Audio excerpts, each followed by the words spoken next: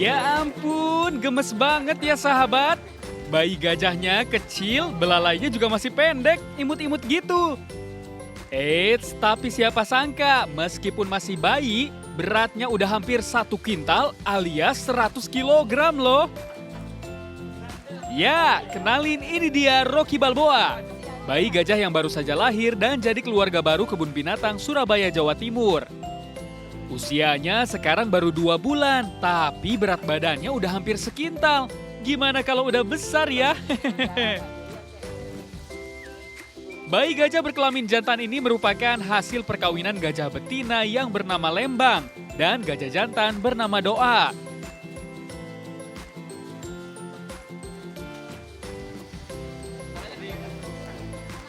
Nama Rocky Balboa diberikan oleh Wali Kota Surabaya Eri Cahyadi saat berkunjung ke Kebun Binatang Surabaya. Nama ini ternyata merupakan nama seorang petinju legendaris asal Amerika. Harapannya biar Rocky si anak gajah bisa tumbuh kuat dan membanggakan kayak sang petinju.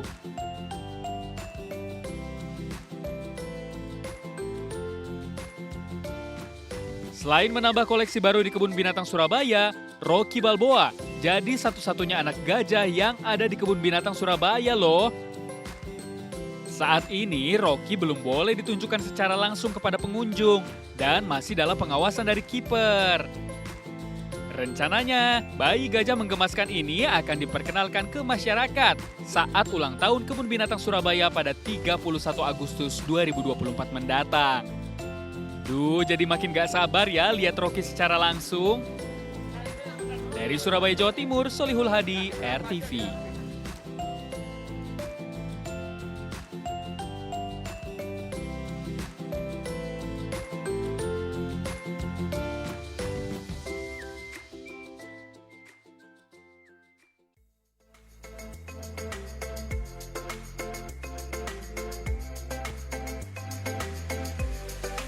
Ini dia nih sahabat RTV, salah satu kuliner yang lagi viral di kota Bandung.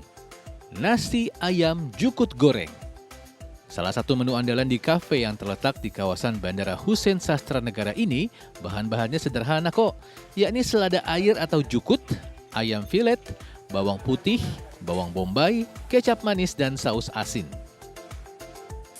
Pertama, goreng terlebih dahulu ayam yang sudah dipotong-potong, lalu masukkan bawang putih, bawang bombay, kecap, dan saus. Aduk-aduk hingga matang, kemudian tuangkan di atas nasi putih.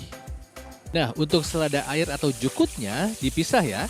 Goreng hingga matang, kemudian tuangkan di sekeliling nasi.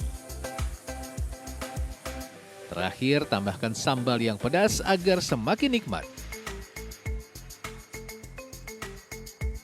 Dan nasi ayam jukut goreng pun siap disantap. Jadi ini tuh ada namanya jukut kering gitu, dipadu-padankan sama nasi dan ayam, kayaknya ini ayam dibakar atau digoreng, lalu ada sambelnya. Dan ini sambelnya itu jos banget. Walaupun dia jadi bener-bener dikit tapi langsung pedesnya tuh kerasa banget dan ini bener-bener enak banget. Nah, sambil menikmati makanan, kamu juga disajikan pemandangan unik sahabat, yakni lalu lalang pesawat terbang. Daya tarik tertinggi adalah bisa memiliki view lalu lintas pesawat terbang. Cafe ini di lahan outdoornya ini berbentuk hutan kota. Jadi selain bisa berteduh, nyaman, dan bisa melihat view lalu lintas pesawat. Dengan membayar Rp25.000 saja, kamu sudah bisa menikmati seporsi nasi ayam jukut goreng ini loh sahabat. Ayolah cobain. Dari Bandung, Jawa Barat, Bayu Rohman, RTV.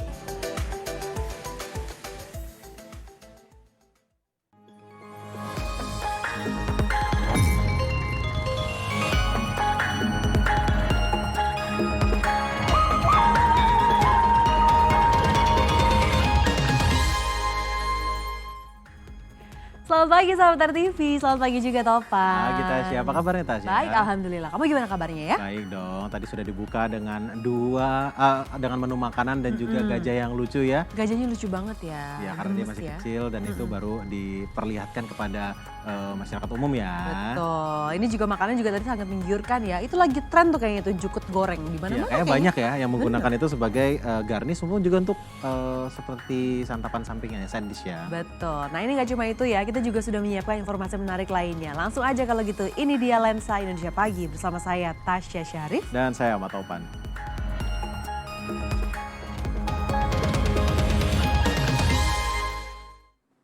Ya, sahabat RTV, keceriaan perayaan Hari Kemerdekaan bisa dinikmati siapa saja, termasuk mereka yang mengalami gangguan jiwa sekalipun itu. Iya, ini di Surabaya, Jawa Timur, puluhan ODGJ binaan Pemkot ini antusias mengikuti lomba 17-an dengan beragam aksi.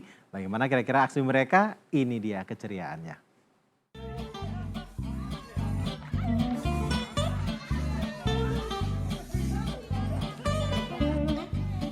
Goyang terus mas, jangan kasih kendor. Ya, begitulah ekspresi para peserta lomba 17-an di lingkungan Pondok Sosial atau Liponsos milik pemerintah kota Surabaya, Jawa Timur. Ya, mereka adalah orang dengan gangguan jiwa atau ODGJ binaan Liponsos yang hampir sembuh dari sakitnya, sehingga mudah diatur untuk berkegiatan dengan wajar. Salah satunya adalah lomba balap trompa atau bakyak ini, di mana adu balap satu ini dipadu joget dangdut setiap musik dinyalakan. Tak pelak, aksi mereka mengundang gelak tawa rekan-rekannya dan para pengurus Liponsos. Tak terasa, semarak kegembiraan dalam rangka perayaan Hari Kemerdekaan ke-79 negeri ini sangat terasa di antara mereka, yang memang sangat jarang mengikuti kegiatan seperti ini. Enak sih, tapi ya seru. Nanti karaoke lagi, aku juara 1 nanti ya. Aku kan nyanyi kafe. Sedikitnya ada 70 ODGJ yang mengikuti perlombaan, baik pria maupun wanita, dan mereka semua tampak antusias. Lomba sendiri diselenggarakan guna memenuhi hak mereka sebagai warga negara, sekaligus menjadi terapi penyembuhan. Salah satu faktor penyembuhan bagi mereka juga. Jika mereka bahagia, maka kesembuhannya mereka juga akan bisa lebih cepat. Selain balap bakyak, beberapa lomba lainnya juga turut memeriahkan kegiatan ini, seperti mengaitkan galon mineral separuh yang dipasang di kepala, serta estafet air menggunakan gelas. Dari Surabaya, Jawa Timur, Solihul Hadi, RTV. Kita ke informasi lainnya, pihak Sakatatal ini menantang Ibtu Rudiana menggelar sumpah pocong untuk membuktikan adanya penyiksaan yang dilakukan Ibtu Rudiana. Ya, ini untuk merealisasikan tantangan tersebut, kuasa hukum Saka telah menyurati Ibtu Rudiana dan mencari masjid untuk dijadikan tempat sumpah pocong.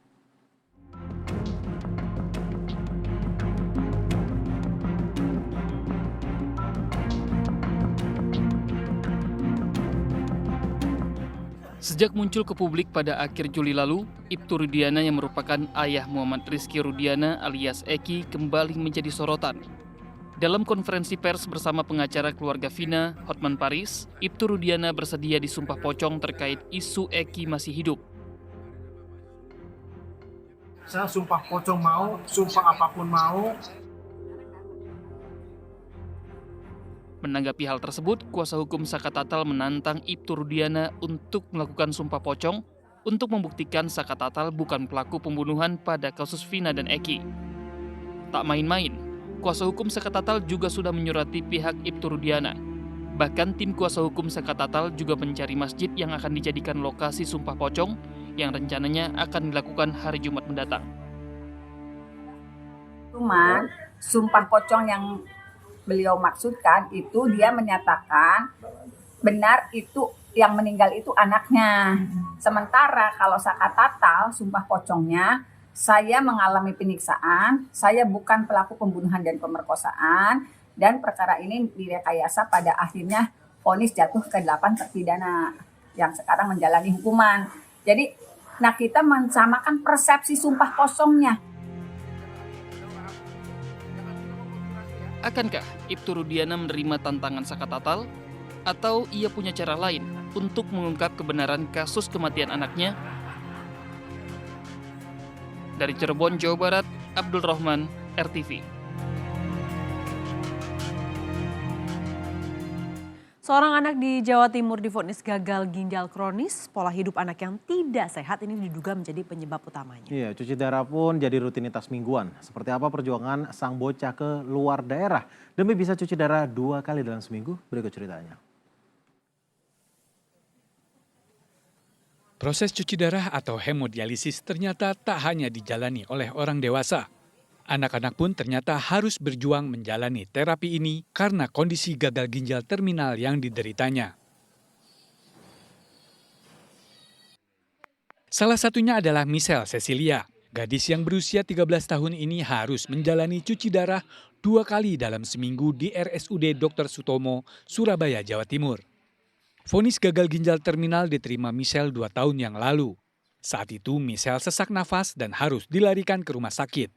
Sang ibu menduga kebiasaan mengkonsumsi mie instan berlebihan dari kecil menjadi salah satu penyebabnya. Mie kering itu warna hijau, diaduk sama dia sama air panas, habis makan itu terus muntah. Tapi berarti frekuensi makan mie instan juga sering nih Mbak ya? Iya betul, sering sekali. Berapa kali Mbak? Sehari itu bisa 2 kali. Nggak makan nasi. Proses cuci darah 2 kali dalam seminggu membuat Michelle dan orang tuanya harus pergi dari rumah mereka di Madiun dan menginap di Surabaya. Sempat bingung terkait tempat tinggal di Surabaya, orang tua Michelle akhirnya bisa bernafas lega saat menemukan Rumah Singgah Rumahku, sebuah rumah singgah bagi pasien dan anak-anak berpenyakit kronis. Orang tuanya harus berjuang, berikhtiar, terus anak-anaknya sendiri ya harus berikhtiar gitu. Jadi kami ini semua teman yang tergerak ini berupaya bagaimana caranya rumah singgah ini tetap ada. Berawal dari keprihatinan, rumah singgah yang sudah berdiri sejak tahun 2001 ini memberikan akomodasi gratis bagi pasien penyakit kronis yang membutuhkan tempat tinggal selama pengobatan di Surabaya. Dari Surabaya, Jawa Timur, Solihul Hadi, RTV. Ya, cerita cuci darah dan gagal ginjal pada anak kembali marak pada tahun ini. Tapi seperti apa sebenarnya perjuangan para penderita gagal ginjal ini untuk bisa kembali pulih? Ya, ini lantas apakah penyebab utama gagal ginjal pada anak? Benarkah faktor genetik atau justru pola hidup yang kurang sehat? Berikut liputan khas Lensa Indonesia Pagi, masih bocah sudah cuci darah.